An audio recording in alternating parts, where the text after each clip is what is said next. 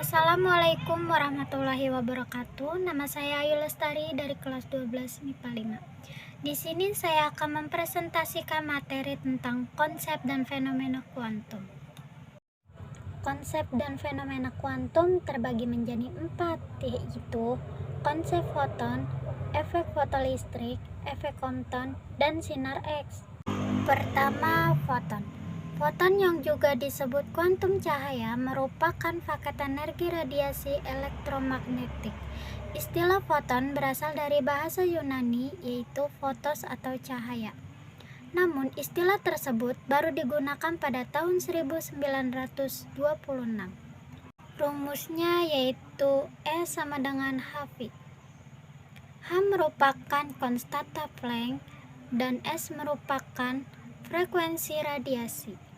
Foton terdapat pada semua energi dari sinar berenergi tinggi, cahaya tampak hingga gelombang inframerah serta gelombang berenergi rendah.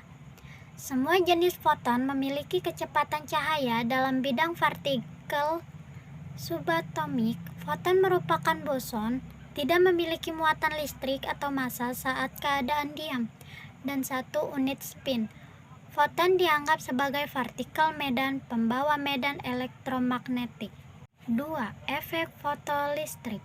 Sebuah logam ketika diberi cahaya akan melepaskan elektron yang akan menghasilkan arus listrik jika disambung ke rangkaian tertutup. Jika cahaya adalah gelombang seperti yang telah diprediksi oleh fisika klasik, maka seharusnya semakin tinggi intensitas cahaya yang diberikan, maka semakin besar arus yang terdeteksi. Namun hasil eksperimen menunjukkan bahwa walaupun intensitas cahaya yang diberikan maksimum, elektron tidak muncul juga dari plat logam. Tetapi ketika diberikan cahaya dengan panjang gelombang yang lebih pendek dari sebelumnya, tiba-tiba elektron lepas dari plat logam sehingga terdeteksi arus listrik, padahal intensitas yang diberikan lebih kecil dari intensitas sebelumnya. Berarti energi yang dibutuhkan oleh plat logam untuk melepaskan elektronnya tergantung pada panjang gelombang. Fenomena ini tidak dapat dijelaskan oleh para fisikawan pada waktu itu. Kalau cahaya itu memang benar-benar gelombang yang memiliki sifat kontinu, bukankah seharusnya energi yang bisa diserap bisa bernilai berapa saja? Tetapi ternyata hanya jumlah energi tertentu saja yang bisa diserap untuk melepaskan elektron. Teka-teki ini akhirnya dijawab oleh Albert Einstein yang mengemukakan bahwa cahaya terkuantisasi dalam gumpalan-gumpalan partikel cahaya yang disebut foton. Energi yang dibawa oleh foton sebanding dengan frekuensi cahaya dan tatapan yang disebut konstanta Planck. Dibutuhkan sebuah foton dengan energi yang lebih tinggi dari energi ikatan elektron untuk melepaskan elektron keluar dari flat logam.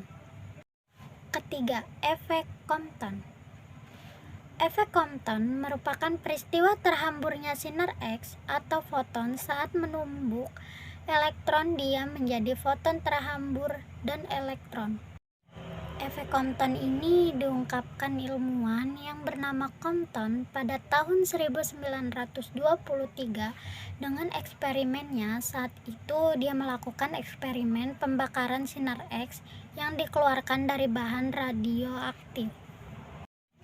Hasil eksperimen tersebut menunjukkan bahwa setelah keluar dari lempengan tersebut, gelombang elektromagnetik akan mengalami hamburan. Keempat, sinar X. Sinar X merupakan suatu bentuk radiasi elektromagnetik yang memiliki panjang gelombang sangat pendek, yaitu berkisaran antara 0,01 hingga 10 nanometer dan memiliki frekuensi antara 1016 hingga 1021 Hz. Hal ini yang menyebabkan sinar X mampu menembus tubuh manusia. Manfaat sinar X.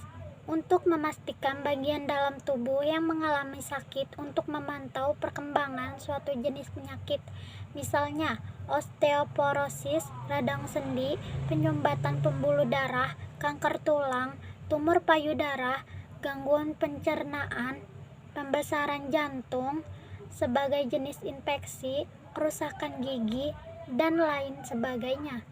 Dan untuk dapat melihat efek dari pengobatan medis yang telah dilakukan, hanya itu materi yang dapat saya sampaikan. Bila ada kata-kata yang salah, mohon maaf yang sebesar-besarnya. Sekian dari saya. Wassalamualaikum warahmatullahi wabarakatuh.